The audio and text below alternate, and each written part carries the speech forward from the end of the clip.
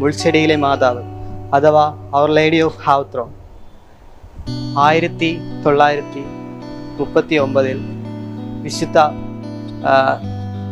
ബെർഡോഡയിലെ അടുത്തുള്ള സാന്റ ഡെ ലീ എന്ന സ്ഥലത്ത് 2 ആട്ടിടയ കുട്ടികൾക്ക് ഒരു ദർശനമുണ്ടായി. അവർ വനത്തിലൂടെ നടക്കുമ്പോൾ ഒരു ഓക്കുമരം കാണുകയും ആ ഓക്കുമരത്തിൽ ഒരു തേനീച്ച കൂടിൻ്റെ അടുത്ത് നിന്ന് അവർ തേൻ ശേഖരിക്കുകയും ചെയ്യുകയായിരുന്നു. അതിൻ്റെ തൊട്ടടുത്ത ദിവസം അവർ വീണ്ടും അവിടെ എത്തി തേൻ ശേഖരിക്കുകയും മെഴുകുകൾ ശേഖരിക്കുകയും ചെയ്യുകയായിരുന്നു. പെട്ടെന്ന് അവിടെ ഒരു ദർശനം അവർക്കുണ്ടായി. ഒരു മുൾച്ചെടിക്ക് ചുറ്റും കുറേ ആൾക്കൂട്ടവും ആ മുൾച്ചെടിയുടെ മുകളിലായി പരിശുദ്ധ കന്യകാമറിയം നിൽക്കുന്നതുമായി അവർ കാണപ്പെട്ടു.